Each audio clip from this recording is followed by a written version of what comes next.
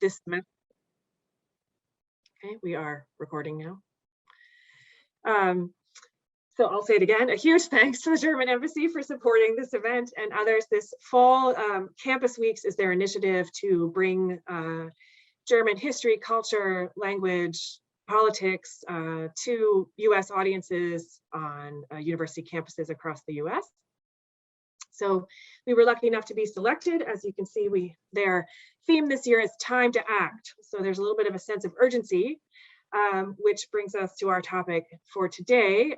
Climate action is certainly something that needs some urgency. So we are, our title today is Germany, the EU, and the Energiewende, toward a more just and sustainable Europe. And we have two powerhouse people who are going to be talking to you today. The energy transition, or the Energiewende in Germany, was the plan to move away from fossil fuels to cleaner renewable energy sources. And of course, I'm no expert. John and Greg will talk more about that, but just to get a sense, the target is to have 40 to 45% renewables in 2025. At the same time, the EU is of course working on reducing emissions by 55%, so reduction by 55% by 2030. As many of you may know, the German elections are on Sunday. The Greens are very popular. They've been polling today, they went up to about 25%. Today, they're polling about 16%, but I think folks are expecting them to even do a little bit better than that. We will see. We all know about polls and polling, so we will see the real numbers on Sunday and Monday. But it is certainly the case that we can expect the Greens to be part of the coalition government in Germany, and with Germany's role in taking action for climate change, against climate change, and also as a motor within the European Union, it'll be interesting to watch the election results. So on that note, please join us in 2 weeks on October 8th for an analysis of the German elections with experts from Hanover, Christiane Lemke, who many of you know, from UNC and from Wake Forest, to debate and talk about what the elections mean for the future of Germany, but also for the European Union. So 2 weeks from today, please tune in. Okay, so we are lucky to have, again, two powerhouse faculty members, wildly popular with students. We only invite wildly popular faculty members to talk. And I'll start with John Lopovsky. He's a teaching assistant professor in the Department of Geography here at UNC, earned a BA in Metropolitan Studies from NYU, his PhD in Geography here at UNC, and a graduate certificate in Cultural Studies. You have his bio on the website, but I really want to highlight his work on environmental justice in Europe, in urban Europe, I should say. And this is something that is really important for us to be discussing, and we are grateful, John, that you are teaching this on a regular basis now in your 468 class. What does it mean? You know, climate change has lots of implications, but what does it mean for our communities, and how do we do this in a just fashion and don't leave people out? So thank you, John, for being here today. I'm going to switch to Greg Ganji, Associate Director for Education and Clinical Assistant Professor at the UNC Institute for the Environment. Oh, that's old now. My new title is Associate Director for Clean Technology and Innovation. Oh my gosh. Well, thank you for correcting me, because that's much more. Well, I mean, you're also, you do a lot of things is really the point. You wear a lot of hats, and you are, I love this in your bio. Thank you we'll fix that. But the way it says in your bio that you're such a fan of experiential education, and that you have taken groups across the world to look at environmental issues and clean tech and climate change, including the Sierra Nevada mountains, the Galapagos, Siberia. I didn't realize that one. And then you do a study abroad trip to Germany, Denmark, and Sweden. And you also run, let's say, you run the Clean Tech Summit every spring, coming back even bigger and better than it has been before the pandemic. You're going to put on a huge show, which is a great way to connect companies and the universities with students. And I just need to remind everyone that Greg Ganji is single-handedly getting many, many students jobs. So thank you for that. I need to say that in a public audience. Thank you for helping our students. So without further ado, I'm going to turn it over to John Lopovsky, but I just want to say, please put your questions. This is about a discussion today. Please put your questions in the chat. or raise your hand. But it would be good to let me know, since we have a few pages of people, it would be good to let me know if you have a question. I can, so that I can make sure that I see have a good overview of what's happening. So thanks for coming today. Looking forward to the discussion. Turning over to John. Thank you so much, Katie, and thank you all so much for joining us. I am just going to very briefly say hello before I pass it over to Greg and sort of lay out the general structure of today. Is Greg was going to begin by sharing some opening remarks, giving us some additional context, and especially helping orient us to some of the technological developments that have been allowing this energy transition to happen. I was going to offer a few words of response and questions, and then I think he and I might have a few minutes of dialogue to give then the opportunity for everyone else to chime in and formulate questions and contribute to the dialogue. So we do want to make this as engaged with you all as possible, but also wanted to help set the stage to make that possible. So Greg, I will pass it over to you, and thank you so much. Okay, well, I'll begin with just mentioning something I heard on NPR today, that there was a poll in Germany that said the #1 issue for voters this election is climate change. And that doesn't mean that everybody's going to go out and vote for the Green Party, because there are differences in what people think should be done about climate change. It talked about, for example, getting out of coal, the coal Ausstieg. I've talked to people who feel that what Germany's doing in the coal regions is ridiculous. It's so expensive that I've heard people say they should just write everybody a check. And then on NPR, there were people in the coal region talking about how they're unappreciated, they're victims of what's happening, and that Germany's going to need coal for a longer period of time, that it's not possible to go full blast renewables by 2038, which is when Germany's going to close down its last coal plant. So it's unimaginable. Could you imagine climate change being the #1 issue in the next US election? That's just inconceivable for many reasons. But perhaps one of the reasons why it is in Germany has to do, with Germany's leadership in the global energy transition. And also a second thing is, say, Jonathan's going to talk about the equity issues, but when you compare Germany and the United States, there's so much greater degree of social safety net, sense of security. For a society to focus the way Germany has on the future and setting and leading on such an important issue is only possible in a society where people feel stable about tomorrow and are willing. In the beginning, Germany made sacrifices. Today, the US is benefiting from those sacrifices, but the reason why solar and wind today are the cheapest forms of energy in most parts of the world has a lot to do with the policies that Germany enacted more than 20 years ago now, especially the German Renewable Energy Act. And I'll get into that. But first, let me just give you a little bit of background history on the global energy transition. It's hard to believe, but it actually started here in the US. A lot of the basic technology like polysilicon solar was developed here in Bell Labs in the early 1950s. Fuel cells, modern day windmills, the US was way out in front. A lot of these technologies like solar were incredibly expensive. So Bell Labs first thought it might power relay stations in rural areas, but just found the technology too expensive. But then with the goal of putting a man on the moon, it was part of the Cold War.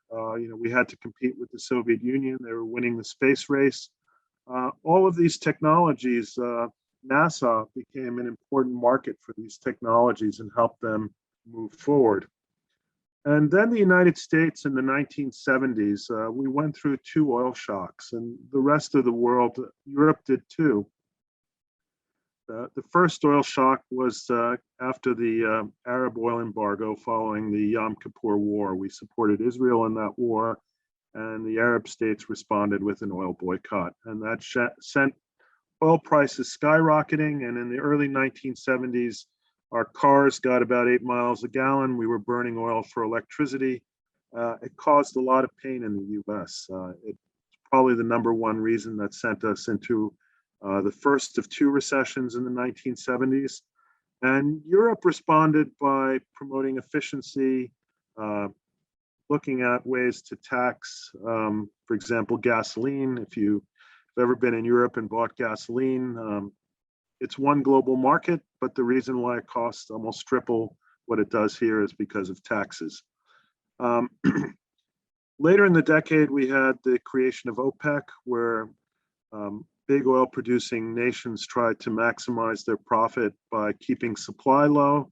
And when you have excess demand of supply, you squeeze out that excess demand by raising prices.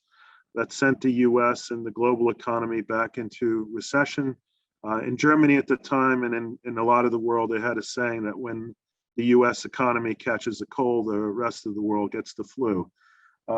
That's, our role globally is probably not that big anymore, but in the 70s, it still was. But our reaction in the 1970s was that, we got even Republican presidents passed, like Nixon and Ford passed legislation to increase energy efficiency, to look at renewables more. And then we got Jimmy Carter. And Jimmy Carter said that renewables, that energy independence was going to be the way the United States was going to go, and that renewables were going to play a big part in that. And he started the Solar Energy Lab, which never really got a lot of funding. Today, it's the National Renewable Energy Lab, which finally has been getting funding and a building. It took them more than 20 years to get a building. But things looked very promising here. We were leading the world. California developed something called a feed-in tariff, which I'll talk more about. And it looked like the United States was going to lead the world in the energy transition. But then we elected Ronald Reagan. And Ronald Reagan slammed the brakes on that.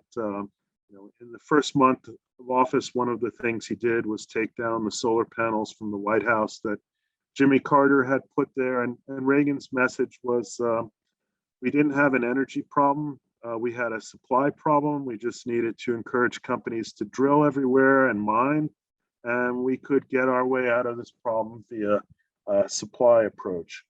And that could have been the end of the energy transition globally, or could have really stalled it, and we'd be in really a worse problem than we are today with climate change. But what was happening in Germany at the time was there was this very strong anti-nuclear movement. Part of the reason for Germany had gone through extreme destruction in World War II, and there was big fear of a nuclear accident. And the German government was plowing ahead on building nuclear power plants, and they decided that they were going to, in the southwest part of Germany, really push the industrialization of what had been a primarily agricultural region. And the same was going to happen on the French side. So the French and Germans were starting to collaborate more. And there was this huge rejection by the population, which I'll come to in a moment.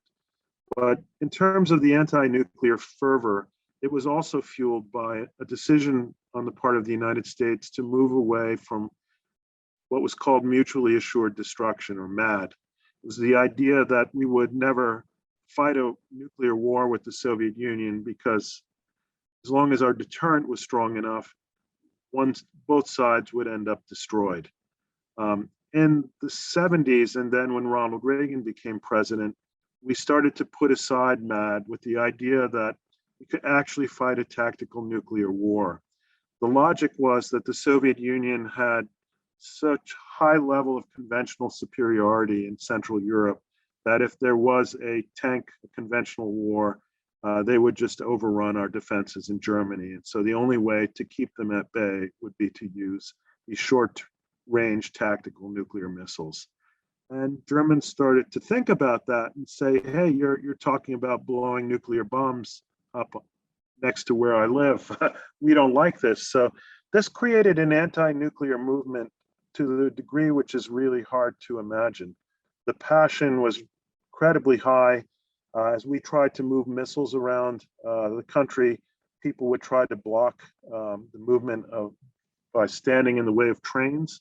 When I lived in Germany, routine to hear stories about people losing legs, getting run over by these trains. And that brings me back to Southwest Germany. Southwest Germany saw the rise of this very powerful anti-nuclear movement that combined students from universities with farmers, and also with farmers living across the border in France. You had incredible anti-nuclear demonstrations on these farms that had been slated to where some of these nuclear power plants were going to go. And the police responded in typical 1970s German fashion with incredible brutality. Films of women being dragged out by their hair and being beaten by clubs hit the media all over Germany and the world. And at the time, a realization struck that you just can't be against something. If you're going to oppose something, you have to have an alternative. And what's little known is, and I've become friends with some of these people who were leading activists back then, studying things like physics, is that they looked across the ocean and they saw Jimmy Carter and said, that's what we want to be. We want, some of them still, who are, in their 60s now, refer to Jimmy Carter as the patron saint of the German Energiewende. So they became big boosters of renewable energy. And on one of these fields and on the outsides of Freiburg, they started the first solar conference, which then outgrew that, moved into Freiburg, then outgrew that, and now it's held in Munich every June. It's one of the largest renewable energy conferences in the world, of course, dwarfed by what you could find in Shanghai. That's another story. But so Germany started then to think about, so how do we do this? And what's interesting was this coalition with the farmers, because as they started to think about how they were going to build an economy based on renewable energy, farmers were from the get-go part of this coalition. And farmers realized that they had land, and renewable energy requires land, and this could be a way to diversify their income stream. So one of the interesting things about Germany is, the Conservative Party, the CDU, CSU there, like the Republican Party here, depends on rural votes. They never mounted a strong opposition to the German Renewable Energy Act because farmers especially in southern Germany, were fully on board with German Renewable Energy Act. They understood what a feed-in tariff could do for them. Which brings me now to the German Renewable Energy Act and what it did for Germany and the world. So if you've studied economics, most economists frown on subsidies. They believe that subsidies distort the market. They bias one set of players over another. Many economists will say that the only excuse for a subsidy is to create an infant industry. But the problem with subsidies is they usually don't go away. And the proof is you can look at the fossil fuel industry in the US. We passed a number of laws all the way back in the 19-teens, such as the oil depletion allowance that were meant to help get this industry going because of its effect it would have on the US economy. A lot of these subsidies are still on, they haven't gone away. They're wired into the tax code. They cost us billions of dollars a year, and the oil and gas industry, by any definition, is a mature industry. So economists say, they tread carefully with subsidies. So Germany developed this feed-in tariff, and many Germans will say it's not even a subsidy because it didn't use taxpayer money, it used ratepayer money. But what they did was they decided they wanted to scale these technologies up quickly. And if you know anything about technology and scaling, usually you have early adapters who are wealthy people who are willing to buy new expensive gadgets, pay a lot of money because they can afford it, and it bestows a lot of status. And that's kind of the way that's what Tesla did in the US with electric cars, targeted wealthy people on the high-end market with the idea that you could eventually build an industry and make electric cars cheaper and cheaper. Well, Germany tried to short circuit that process. It decided that it wanted to scale up faster.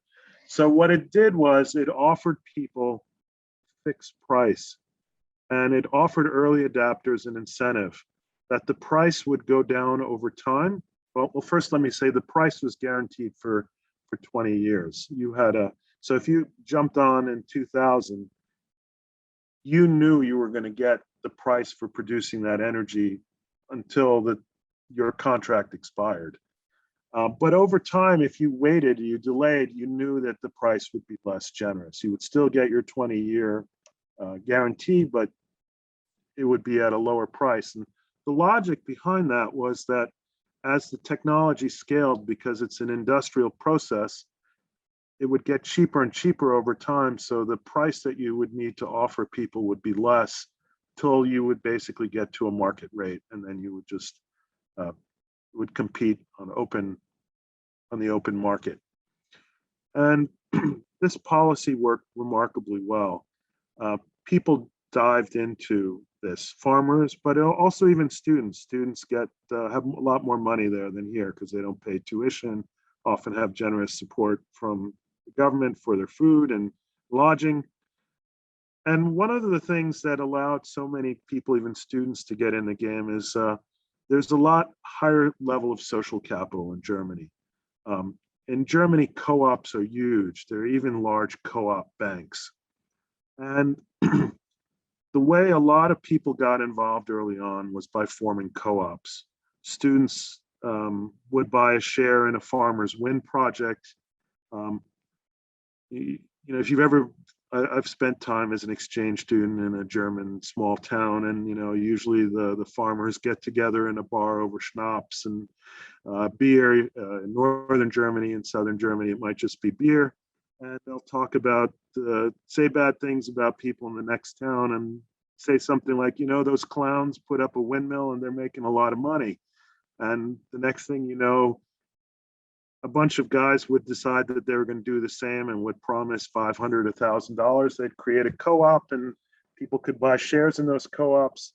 And if you visit some of these rural wind farms, they look like a museum to the technology, because they'd slowly, as they'd pay for this slowly, they'd add windmills over time, and the technology has gotten bigger and more impressive. So you can visit these farms in Germany that have been putting up windmills like over 15 years, and you'll just see this incredible difference in the way the windmills look. But what was brilliant about that was pretty soon, more than 3 million Germans had skin in the game. And as much as utilities try to repeal this, as much as the liberals tried to roll this back, you couldn't touch it.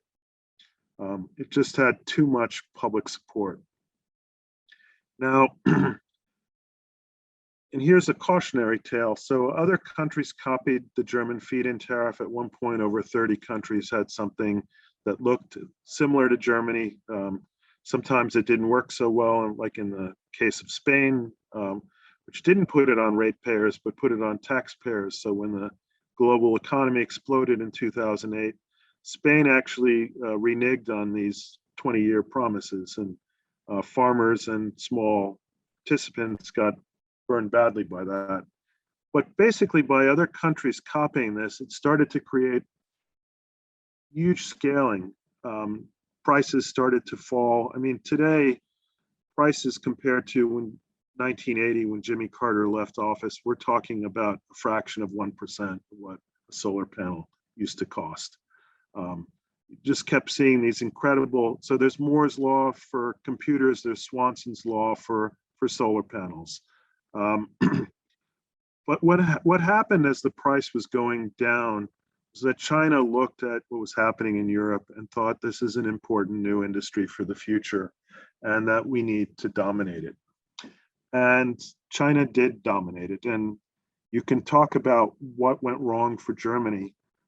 Some of the things that went wrong are a Chinese government pours massive subsidies into building new industries. The philosophy in China is that they'll subsidize a huge number of new companies, help them build up, scale up, and then at some point the idea is they'll fight it out like scorpions in a bottle or Siamese fighting fish, and 3 or 4 largest companies will prevail. That's kind of their approach right now with electric cars. Doesn't always work that way because often states in China don't want to see an industry go belly up, so they'll continue to subsidize, keep losers on the table. But as an example, I took students to the Shanghai Solar Expo in 2019, and the scale of that's just mind-blowing. It was like going to the Super Bowl. People were scalping tickets to get in. But when people would realize that my students and I weren't customers, they would talk more honestly. And at one point, a few of my students and I had this salesman for a solar panel company kind of cornered. And one student asked honestly, there's all these solar panel makers here. What's the difference between your product and another product? And with the exception of Jinko, which had a new technology called bifacial solar panels, they're pretty much selling the same panel, same technology. And the guy responded, honestly, there isn't a difference. A bloodbath is coming.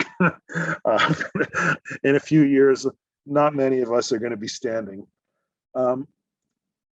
So what I'm telling you about China is that it was a bitter lesson for Germany. Germany had made the sacrifice. So ratepayers did pay a lot of money to help build a new industry. And then those industries and jobs went to Asia, mostly to China, but South Korea bought some of the German companies up. We often try to think that China is an incompetent country that steals our technology, but that's not true, at least not now. They have incredible R&D there, but they're also very good at just getting the technology they want by buying it. You can buy companies like Q-Cells, which was the most advanced company in Germany in this space, was bought by a South Korean company called Hanwha, or you can buy the talent. Basically, how China has been building up its electric car industry quickly is just by giving jobs to top German engineers.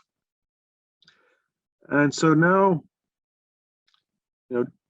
Germany is still the leading country in terms of pointing the way and how a major industrialized country can decarbonize.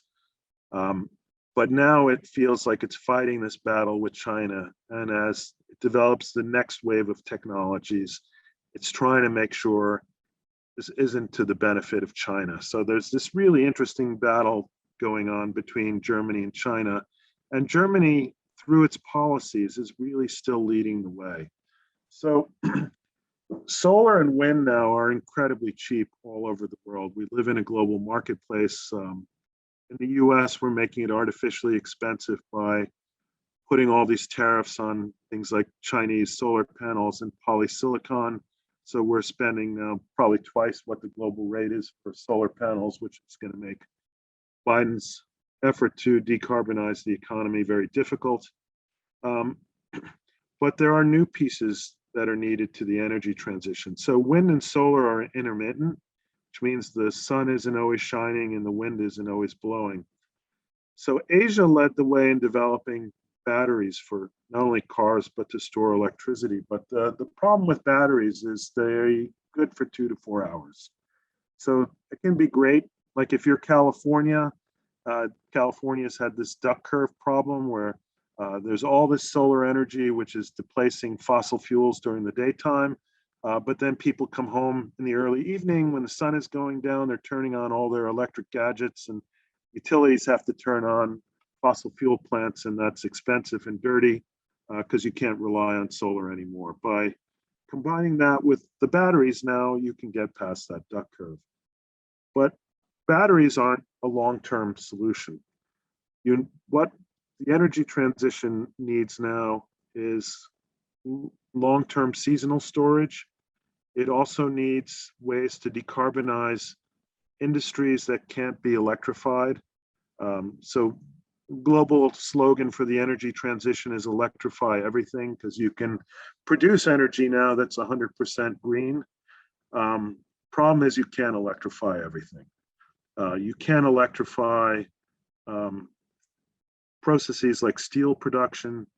You can electrify cement production, production of ammonia for fertilizer. You can electrify that.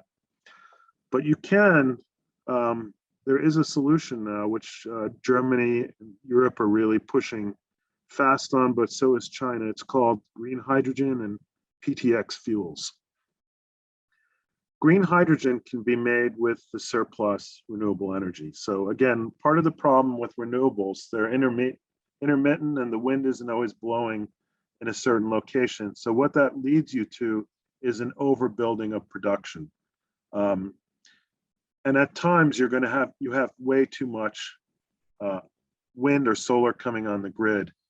In the United States, we curtail it. So in Texas, California, when there's too much coming on now, and now we're starting to talk about that in North Carolina, curtailments are coming for solar.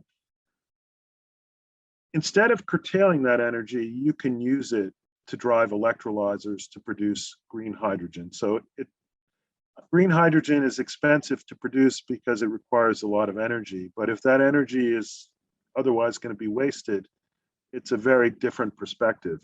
And you can use that green hydrogen in those industrial processes to produce steel, cement, fertilizer.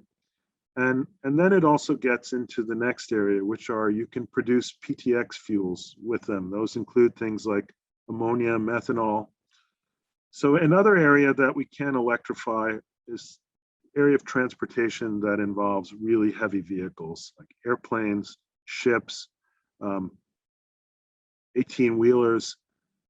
Even though Elon Musk thinks he can electrify 18-wheelers, he might be, but the problem with batteries is they're very heavy. And it just doesn't make sense to build something that heavy that's electric. So the alternative is running trucks on hydrogen. Shipping business is looking at using either ammonia or methanol, which is a derivative of hydrogen.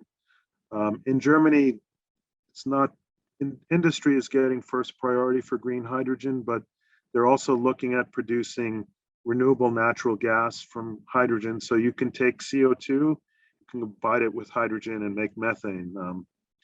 Methane burns clean. The problem is pipelines leak. So methane is a powerful greenhouse gas, but it's still better than using natural gas from Russia.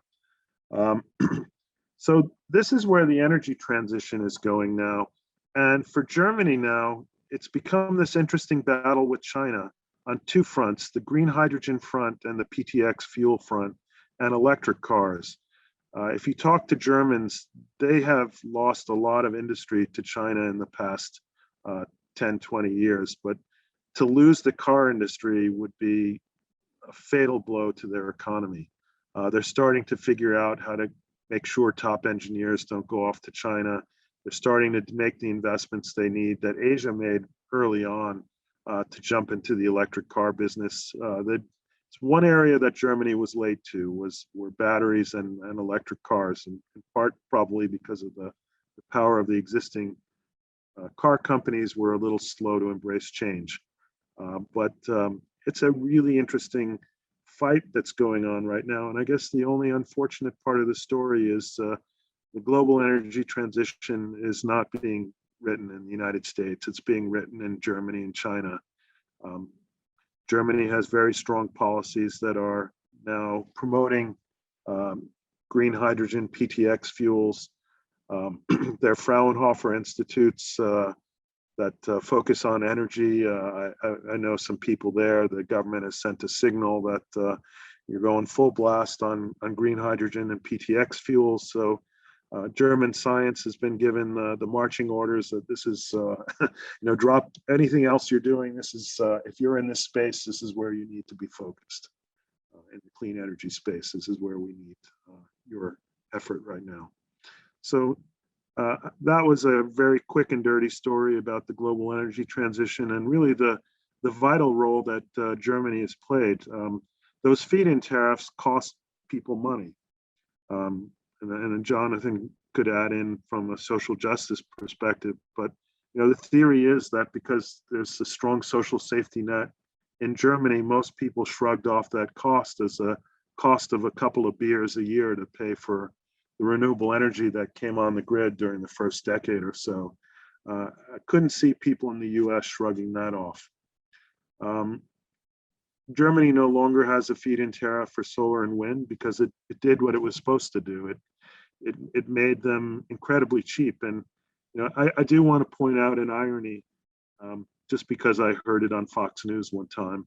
I wasn't watching Fox News, but this went viral. They were talking about how bad renewables were, and it was going to bankrupt the US economy if we dove into renewables. And somebody went off script and said, well, what about Germany? And one of the talking heads on Fox thought about it for a second and said, they can do that because they have more sun in Germany.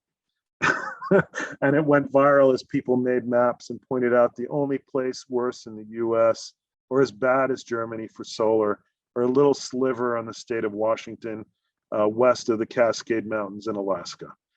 So it's very strange that a country that also doesn't have great wind resources really decided that it was going to take the lead on this. And a lot of the activists I've spoken to in Germany sometimes talk about war guilt and talk about the German energy transition as kind of almost like Germany's compensating the world for what it did in the past, and made comments like it's the first thing that made them feel proud about being German.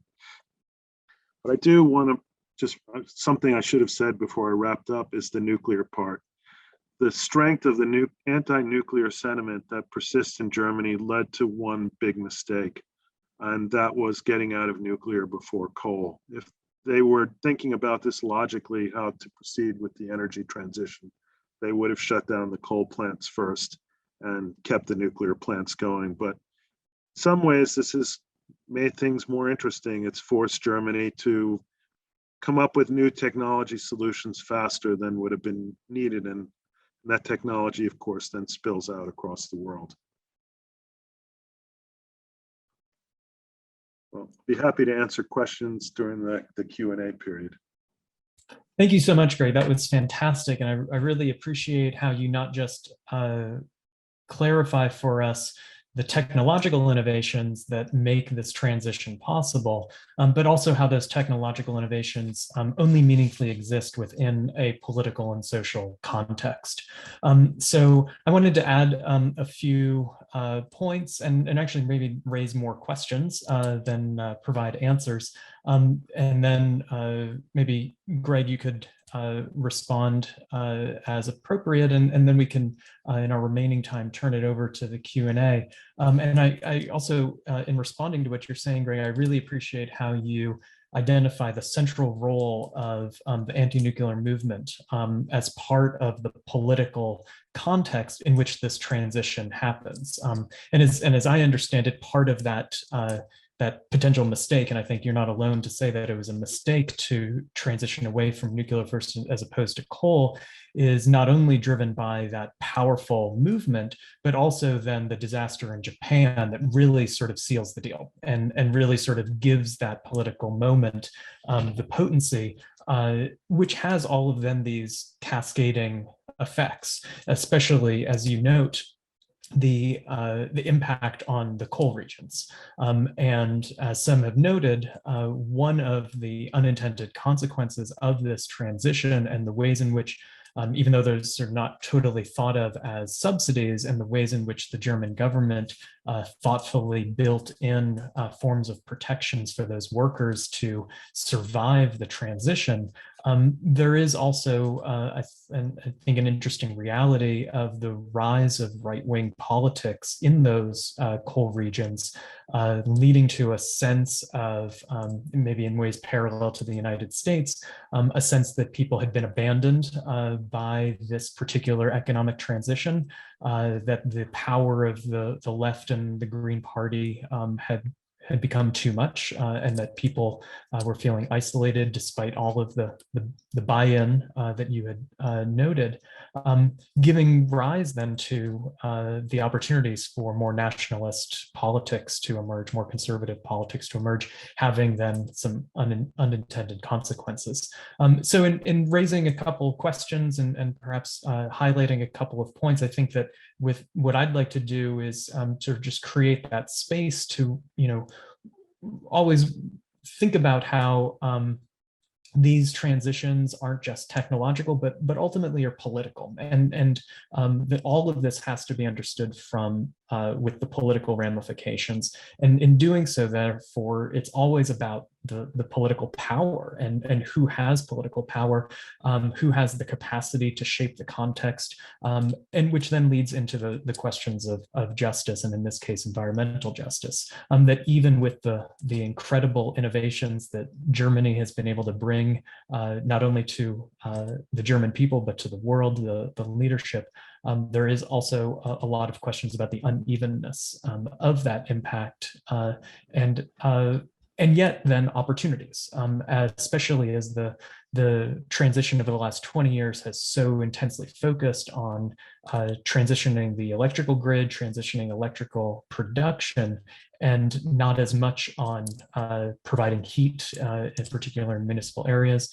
As you were noting, the transition needed for transit, and still the role of diesel fuel being a significant polluter in Germany. There's potentially a lot of opportunities if the perspective of environmental justice is allowed to be put more front and center. And whether or not that happens, I think, is again a question of politics, and a question, especially ahead of these elections, of how much the Green Party isn't just focused on these technologies, these sustainability policies for a green transition, but in following with what is increasingly happening across the EU, a green and just transition. Because the reality is that energy prices, electricity prices in Germany over the last 20 years doubled. Now, my understanding is that for an average household, that wasn't a doubling of cost because other forms of energy, as you know, sort of became cheaper. But I think there's then questions that could be asked, research to be done about like who actually felt the impact of those increased prices, who is actually paying for this transition. As you note, those tariffs are not subsidies. Those are really sort of passed on to the consumer. And while again creating opportunities through those co-ops, ultimately then there may be a question of social and environmental justice to ask about energy justice, about who actually has to pay for this type of transition in ways that could hopefully at some point become meaningful in the context of the United States, as you note, hard to imagine that taking place anytime in the immediate future. So in thinking about some of what you laid out, and also wanting to make room for others to ask questions, a couple of questions then I have for you. As you were talking about that the way that anti-nuclear movement sort of transitions to the rise of these electrical co-ops and people, especially farmers and students, sort of being able to gain more control. So part of the story of this energy transition in Germany is a decentralization of the energy grid, and not just the green transition. And so I'm curious if does the ongoing decentralization of the energy grid open up the opportunity for a democratization of energy, open up the opportunity for more people to participate in the decision-making processes of how this transition will happen, especially moving forward to not just the electricity grid, but thinking about transportation systems and the ways in which transportation systems will need to be built less and less around individual automobiles, but making sure that green transit is also available to all. So that's one question that I have thinking about your remarks and the ways in which this transition should be thought of as also political. I'm also curious about your thoughts, again, so a little bit more on the technology. There was John Pickles, who's with us here today, sent me a news story yesterday about how one of the challenges right now going on in energy markets across Europe is increased spike in prices, and highlighted in that news report was that the wind turbines are slowing down. And one of the impacts of that is then the need for especially German coal producers to fill that gap. So any additional insights you have as to how this transition happens and what happens when the sun doesn't shine and the wind doesn't blow, and how quickly does it seem, especially with this competition from China, to really actually effectively move away from coal, where some politicians have indicated that transition away from coal will not actually take place, that the coal needs to be there as a backup energy source. And then, of course, and this will be my last question to you, to the best that you can, or any one of us could look into the future. And as we've learned over the last several years, it's always a good idea to look into the future ahead of an election.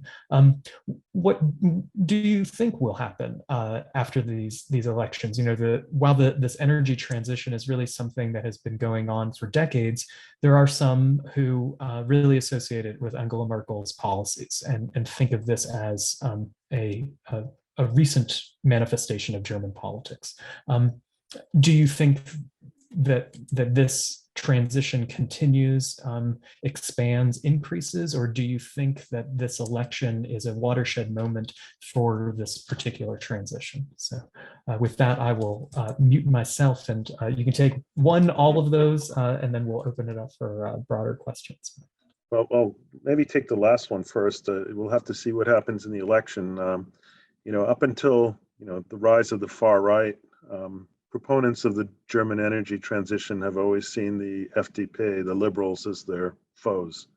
So depending on the role that the liberals have in the next government, that will determine probably a lot in terms of the speed of the energy transition.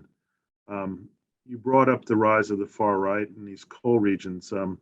It's interesting, in Germany, unlike here, there was no climate denial until the rise of the far right.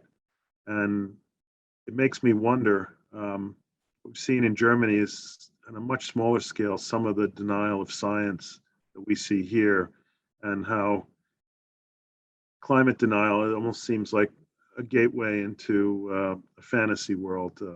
So denial of COVID, you know, all of that seems to be part of a package that once you buy into this fantasy world, at some point you embrace the entire package. Now, in terms of technology, I don't want to make any predictions. One of the really amazing things about the energy transition is just that it's defied prediction. If you go back and look at the US Energy Information Agency, they predicted that by 2050 would be the point by which solar even began to be interesting, that it would just be too expensive, and it defined a price point at which it would become interesting. We hit that point globally in 2009. In 2014, you can go back and read articles about offshore wind, where energy experts were saying it doesn't make any sense. It's just too expensive. The only reason why you want to invest in offshore wind is if you're a country like Denmark and don't want to be dependent on imported energy resources, that there could be an argument for having your own supply of energy and investing in this very expensive source of energy. Within 3 years, by 2017, figured out how to make ginormous windmills, and now we're starting to see the development of floating windmills. So the price of offshore wind has just followed all these other technologies, and just a short time it plummeted. So right now, green hydrogen, it's a similar story. A lot of people are saying this is not going to be interesting till 2030, 2035.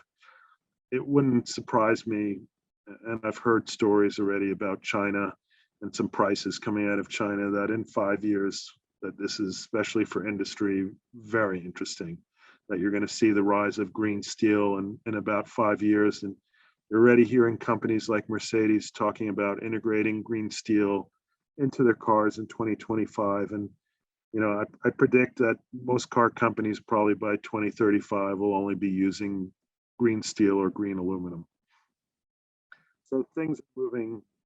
The one thing I've learned is even when the experts say this is a bit off, take that with a grain of salt. Things have been moving at a dizzying speed. Now, with regards to energy democracy, this has been a theme of the German energy transition. And I'd say a lot of the original activists have been somewhat dismayed by Angela Merkel's policies. She would argue that her policies make more sense from an economic perspective. She has created more of an auction system. So Germany will decide how much can be developed in any new technology, and then who can ever build it at the cheapest price. So that's led to bigger projects, and pretty much it's began to displace the little guy. But early on, the little guy played a huge role. One of my favorite stories is a small town in the Black Forest called Schönau, a town of 2,000 people, hotbed of anti-nuclear activism. And after Chernobyl, they started really trying to figure out how they could get out of nuclear energy. And they got in a fight with one of the 4 large utility companies in Germany because they were promoting energy efficiency competitions. And the utility said they have a monopoly on energy and they have no right to do this. They were impeding on their business, and took this activist group to court. And they lost. And so the activist group got emboldened, and they started talking about building renewable energy. And the utility, I can't remember if it was RWE or which it was, went after them again and said, you can't put up these solar panels. The only way you can do it is if you buy your grid from us. And they started a national campaign to buy the grid. And people sent little bits of money, and they were able to, the utility shocked, they were able to buy the grid from the utility. This happened just before the German Renewable Energy Act passed. So they developed within Schönau system, and they're lucky they're in the Black Forest. They have hydro too. So using hydro, solar, and some wind, they completely decarbonized their grid. And when decentralization hit, they were able to sell their energy to the larger grid. And when I went there in 2013, they had like 250,000 customers in the region. And they were just an amazing story about talking about the democratization of energy and how energy should never be in the domain of a few monopolists. And that was part of why the energy transition was so popular. Big business has never had a lot of popularity since World War II in Germany. Big business supported the rise of the Nazis. And if you look at the German economy, it's basically built on the Mittelstand. You might all know the names of some big companies, but the backbone of the German economy is this very nimble, innovative Mittelstand. Those are small and mid-sized companies. So when the utilities were trying to spike the energy transition in the early stages, they got very little sympathy outside of from the FDP. The idea that the company was complaining because it was losing its monopoly didn't resonate with most of the population. And the idea of energy democracy, that everybody could become a consumer and a prosumer, was really an important part of the ideology behind it. Now, you mentioned some things about social justice. People did have to pay more for energy, and this is a problem in Germany too, because they have a very old stock of buildings.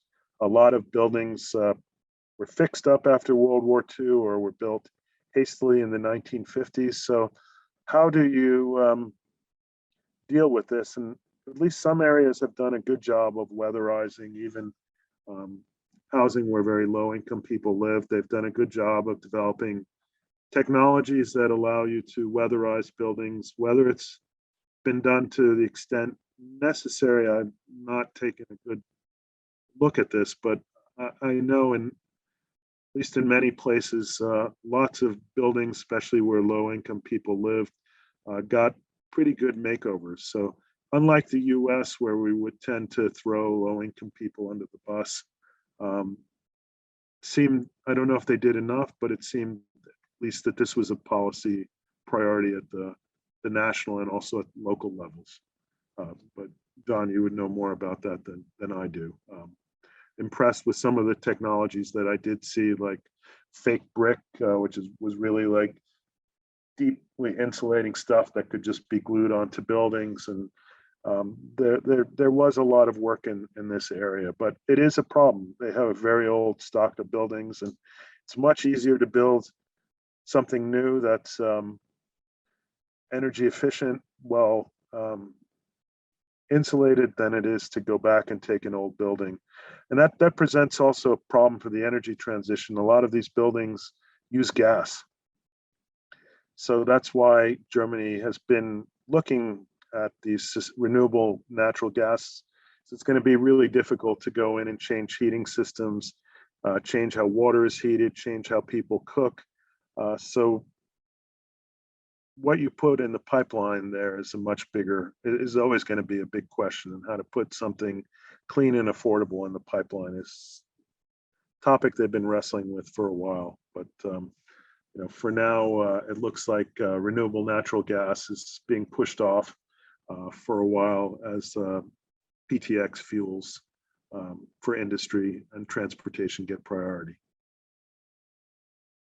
Great, thank you. And yeah, and just to continue to name, I mean, some of the disparities that already exist, or potential disparities that could come as this transition happens. Some, even from regional disparities, where regions in the north tend to be the source of wind, which is now the second largest source of electricity in Germany, whereas the south and southwest and west, sort of the areas of where the consumption is needed, and potential sort of conflicts within Germany as different federal states compete with each other in that decentralization of the grid, too, as you noted, the ways in which municipalities need to retrofit housing stock, buildings in general, to take that next stage, and that the especially unevenness of where those buildings are located and who's inhabiting those buildings continues to be needed to be put at the front and center of this.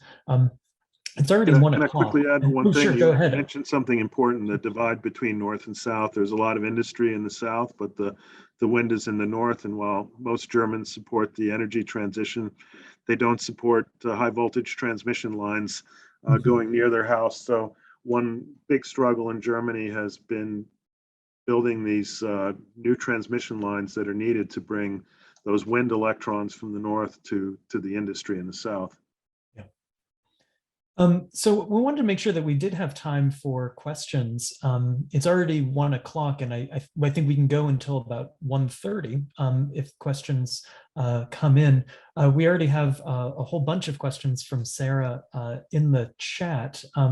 So maybe we could start off with those. There's a lot there, and if it's okay, Sarah, I might hone in on one of yours, which was about whether or not there is optimism here in this story, and if Greg is optimistic and how maybe that potential optimism, if you are optimistic, Greg, could be shared with younger folks. So why don't we hone in on that particular question, then we can open it up more broadly, and other folks feel free to drop your questions into the chat as well. Yeah, I'm optimistic that we can figure out what we need to do. And I think other countries like China and Germany, or Europe in general, are going to do it. My question is what will happen in the US, where I mentioned climate change and COVID. I mean, there are two peas in a pod. There's just the lack of rational thinking on public health as there is. I mean, climate change in some ways you could say is a huge public health issue, the biggest of them all that we're going to face. And while markets, it's surprising as a student who is very left of center, I'm often now left championing markets in the US and trying to get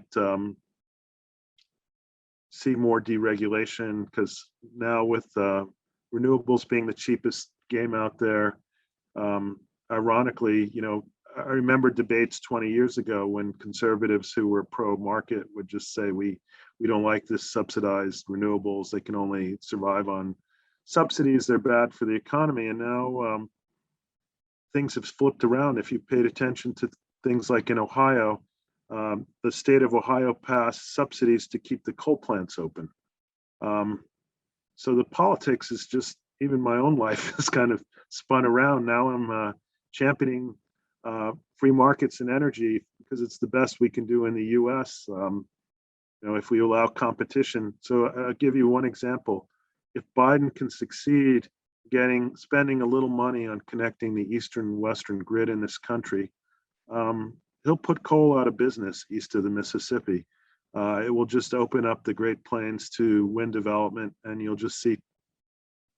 There was actually a study called the SEAM study done by the National Renewable Energy Lab, and it showed how it would save a lot of money for ratepayers in the East, and it would put coal out of business. And the Trump administration, which was dominated by fossil fuel people, shut the SEAM study down immediately.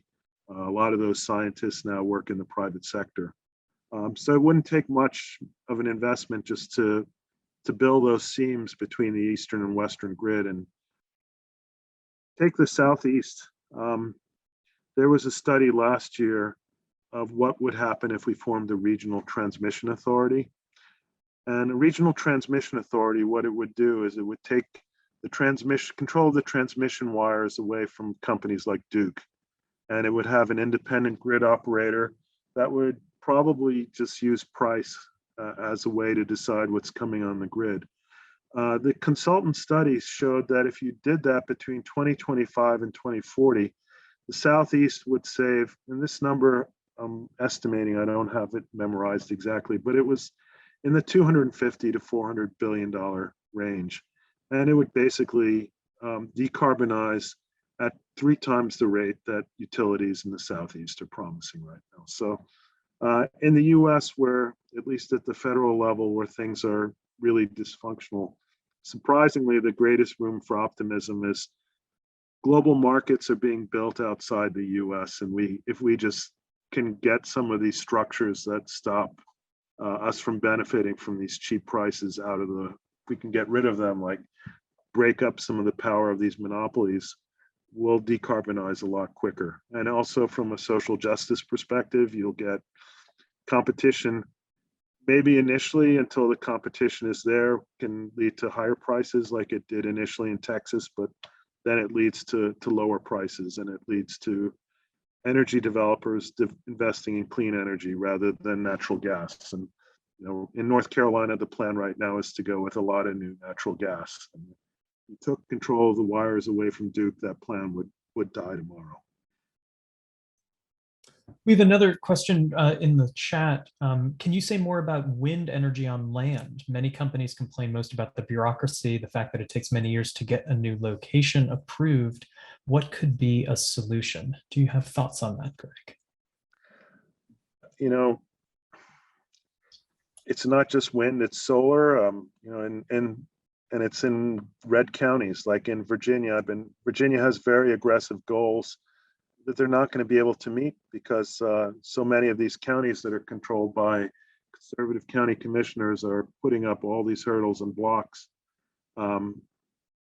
Ideally, there'd be state rules, federal rules, but again, in the federal level, we're politically dysfunctional. I don't see what kind of streamlining of regulations we're going to get. But a lot of what we're seeing right now are blocks being put on conservative areas. I mentioned connecting the grid, building new transmission. So we need to build more regional transmission. 2 projects have died that were going to be funded with private sector money. One, there's a great book about Russell Storm, I think is his name, wrote about how an attempt to bring wind power from western Oklahoma to Memphis, Tennessee, and then it could be dispersed from there and even into the Carolinas. The state of Arkansas killed it. And there was a lot of property owners organized, but there was a lot of outside money going into kind of getting the property owners all ginned up and excited and angry. People who are against renewable energy have figured out now that it's some of the best ways to block it are to get local property owners all angry. I mean, North Carolina made national news a few years ago when county on the border with Virginia, even this high school biology teacher turned out and said, we can't have more solar here because it's taking the photosynthesis away from our plants. So I'm not sure what you do about that, but unfortunately, clean energy has been caught in the culture wars, and the culture wars are seeping into county commissions. Could you elaborate on that point as it relates to Germany, in how this may be playing out differently in Germany, and if there are more clear solutions in Germany? Yeah, and it's interesting. I won't say that this hasn't played out in Germany. There are, I think, some entities in Germany learned how to play the American game. States like Bavaria, even I think it's Rhineland-Pfalz, passed some very strong ordinances against onshore wind, making it so you have to have setbacks. You can't see it if you live next to it. I mean, they made it so that there's almost no place now in certain, these are state in the lender, rules that have passed that make it very difficult now to build in many parts of Germany onshore wind. You can be cynical about that, so if you're a big player in Germany, offshore wind is good for you because the small player can't play in that sandbox. So shutting down, the farmer's ability to put up a few windmills with funding from neighbors, by shutting down the ability by passing land use regulations, it's a pretty good way to shut that down. And it's happened in Bavaria and in a few other states in Germany. Thank you. Other questions or thoughts, especially from the TAM students, and happy to field from everyone, but I also want to know that this is an event especially oriented to you all. Go for it. It's funny, Clay, I was gonna cold call on you because I could feel you through the internet trembling, especially with the topic of transportation and diesel fuel in Germany. But go for it. You're welcome to make a point and ask a question. Go for it, Clay. Yeah, well, I might be 4,000 miles away, but you can still feel my my internal rage that's going on at the moment with everything with what has happened. So Dr. Ganji, I'm Clayton Petty, and I'm in the Transatlantic Master's Program. I'm in my second year. Greetings from Berlin. I just arrived last week. And I just wanted to say, so my thesis research is on the Dieselgate scandal and the political ramifications as a result of the Dieselgate scandal in Germany, in the German context, particularly in the legal systems and environmental policy. But also more recently, I've dug into the political foundations as to how something as massive of a scandal of what it was could have happened under the German government's watch. And so my question here, and I have so many that I could ask, but I know we are running out of time. So I'm really interested by this idea of energy independence that you mentioned. And especially with the oil shocks of the 1970s, that kind of is the starting point for a push for some renewable fuels in an attempt to gain energy independence in Europe. And the European community was looking for new technologies and new strategies to combat carbon emissions, and diesel was that kind of the answer that the EU kind of came up with, because diesel cars are not really popular anywhere else except for Europe, minus a few places. And a lot of that is actually because of these subsidy programs that you mentioned as well. The EU agricultural budget is massive, and a lot of these Central and Eastern European countries are producing rapeseed, or in America we call it canola. And that's the raw material for producing biofuel. Or biodiesel, excuse me. So with that being said, and you also mentioning that the German economy is extremely dependent on its automotive industry, as well as the fact that Germany is the largest producer of the EU's rapeseed crop for biodiesels. The fact that diesel was developed in Germany and the cars are built in Germany, or these engines all designed in Germany using German raw materials, is a really interesting take on the energy independence, because it was a way of taking action against fossil fuels. It's renewable, we can grow more, and it was also essential in the Eastern expansion during the 1990s when these policies were being developed. Sorry, now I feel like I'm lecturing, but my question is, what are your thoughts on that? And especially with the Green New Deal, Frans Timmermans, the Vice President of our EU Commissioner, who's kind of the mastermind behind this Green New Deal, combining consumer rights and a social green movement in Europe. What is going to happen to these renewable policies that all of a sudden, it's a new shift in direction to electrification. So I hope that I'm kind of clear, but I'm just trying to figure out, like, what do you think the German government's going to do with that? Because it was a very sudden shift from 2015 when it was found that these fuels were contributing to extremely high levels of toxic pollutants into the air that were not necessarily carbon, but also NOx, or nitrogen oxide gases. Yeah, the diesel scandal still befuddles me, and in particular too, because I had a very close friend who I keep in contact with, who at the time was in charge of the clean diesel division at Bosch, and he really believed in the idea that you could produce a diesel where the air coming out of the tailpipe of a car would be cleaner than the air around it. He fully believed that. He wasn't, no reason to pull the wool over my eyes, but the level of the scandal and the deceit was just amazing. But I think one of the ironies of that is, I mentioned that Germany and Europe were really slow to jump on developing batteries. And I think Germany now, because it was slow, China was fast.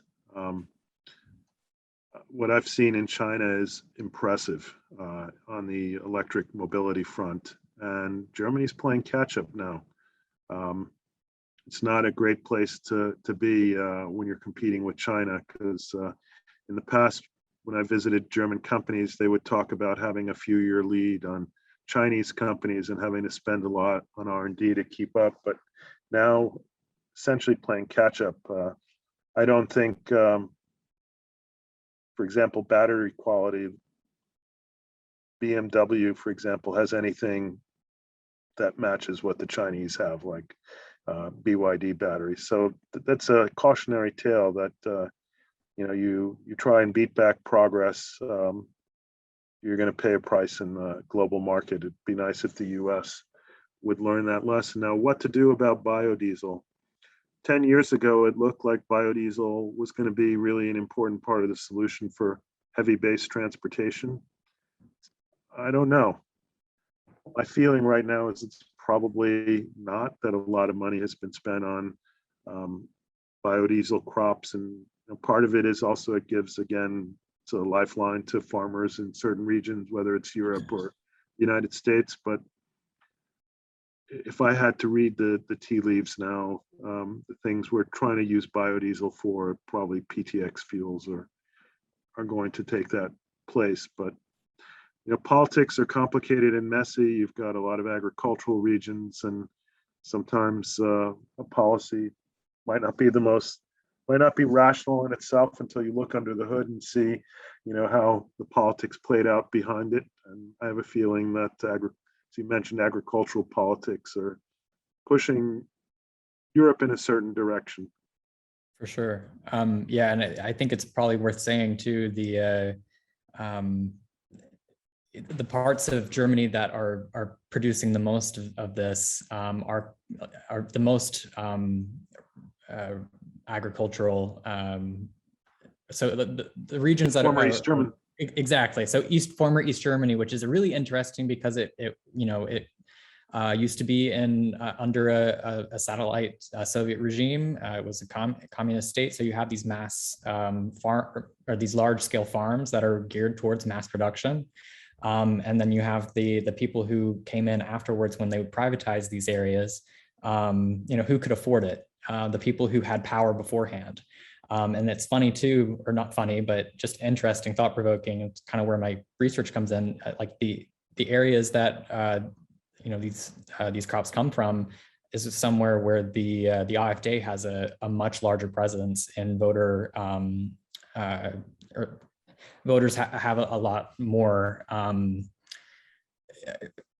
They like the AfD more, basically. So if you look at a map of Germany right now, of just like the former line between where East Germany and West Germany were, and then now looking at where the AfD is the most prominent, it's all east of the line. It looks exactly the same because of the way that just how that is, but also where these areas where we're having democratic backsliding, like in Hungary and Poland and areas of the Czech Republic, these farms, I just feel like if the EU wants to further act against decentralization and Euroscepticism, it's going to be really hard to convince these farmers in these areas that all of a sudden, oh, we're not going to do your agricultural policy, or we're not going to give you the same subsidies anymore. You're going to have to do something else. I think that that's going to be a next challenge that the EU is going to have to face. Yeah, I agree with you. And EU agricultural policy has been messy even before all the new countries in the East were let in. It's just one more complicating variable. And it's too early to say. Maybe biodiesel will, especially for jet fuel, for a long time people thought that was going to be the solution, and it may be. I never guess where things are going to end up. But if I had money and I was told I would have to bet it, I'd probably bet against it. Thank you. Sorry to keep you on so much. No need to apologize, Glenn. It seems also going back to Greg and what you were saying about the green hydrogen and that becoming an important energy source, that feeds back into the questions of energy security, energy independence. It seems like part of what is driving the current spike in energy prices is the economic recovery not post-COVID, but the beginnings of maybe the daylight of post-COVID, and that some of that economic recovery happening faster than the supply is able to keep up with the demand, and especially in Germany, where natural gas and oil imports then are reliant on other places within and outside of the EU.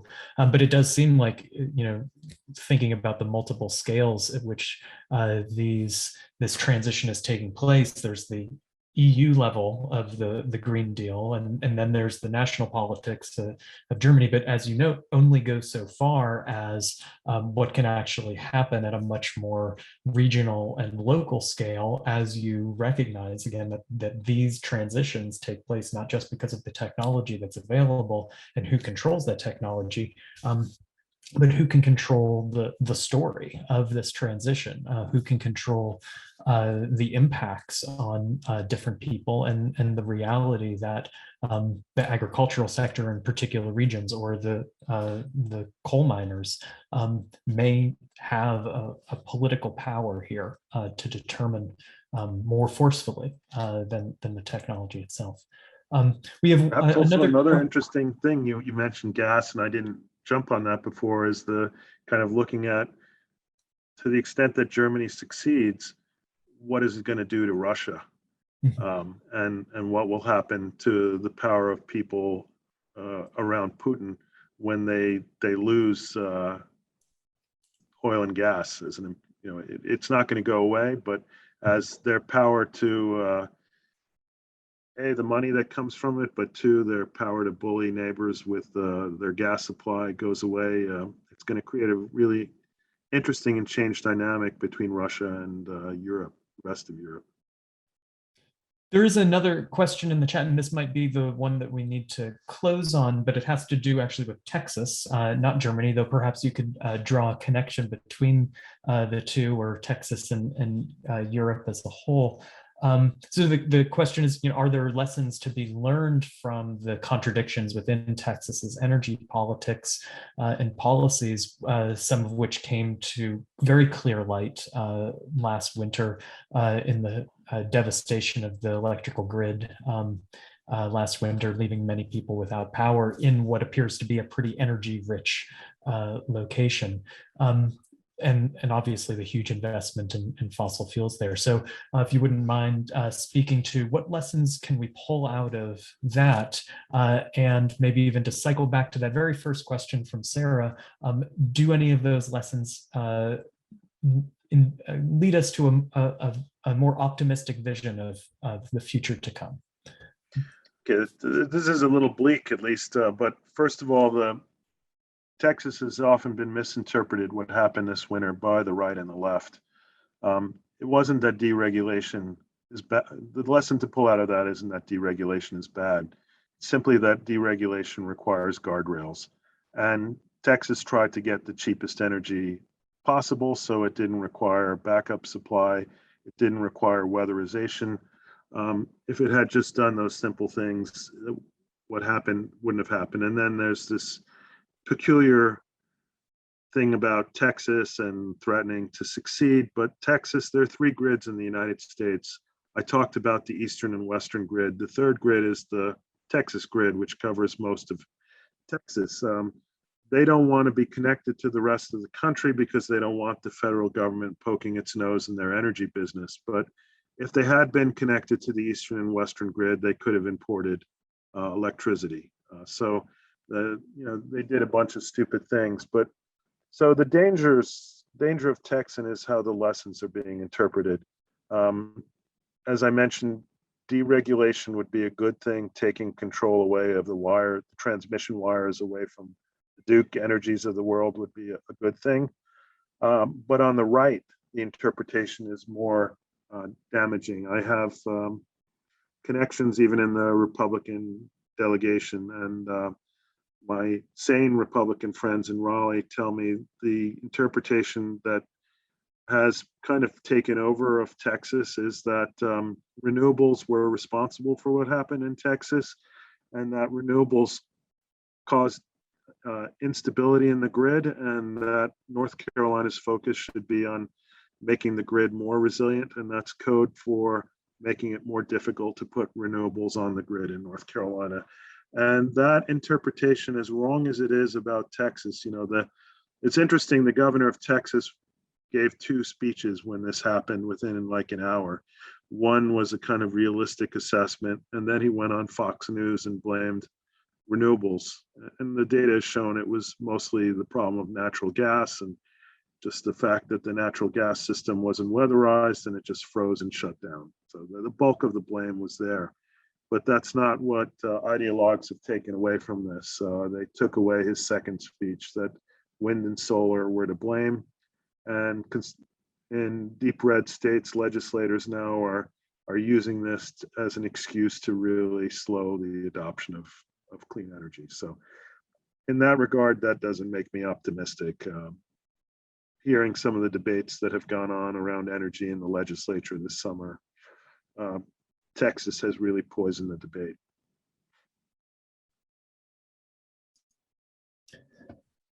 Well, thank you so much, Greg. This has been really a fascinating and rich conversation. Even if we're ending on somewhat of a down note, I think that's just a reality of the climate crisis and the immediacy and the need for this type of transition. And even if Germany's transition certainly hasn't been perfect, it has been cutting edge, and it has been a model for the world.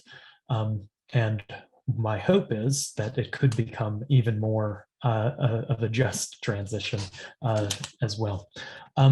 So with that, I just wanted to take a brief moment to thank you all for being here. Thank you again, Greg, for taking the time and sharing your expertise. Thank you, Sarah, and the TAM program. And thank you, of course, Katie, and the Center for European Studies. I will toss it back over to you, Katie, in case there's any particular closeout that you need to do. And of course, need to thank the German Embassy for their support in making this event happen. So thank you all, and on to you, Katie. I just want to reiterate what John just said, but I want to thank you, John and Greg, for being with us today. I mean, I guess we know it doesn't look great in all ways, but there are some options, right? And this is why it's important to have these discussions to learn more. Greg, your overview was really important, I think, for us to put it into perspective, what we're facing and where we're coming from. And students, I'm looking at you. This is it's your job to solve our problems, the ones we've given you. Isn't that so nice? In any case, thanks to the German Embassy. Thank you, John and Greg, and thank you to all of you for being here today. Appreciate all the discussion and the points you bring up, and look forward to seeing you every Friday at noon. And remember, in 2 weeks, we'll be talking about the German elections. So thanks, everyone. Take care. Take care, everyone. Thank you again. Take care. Bye-bye.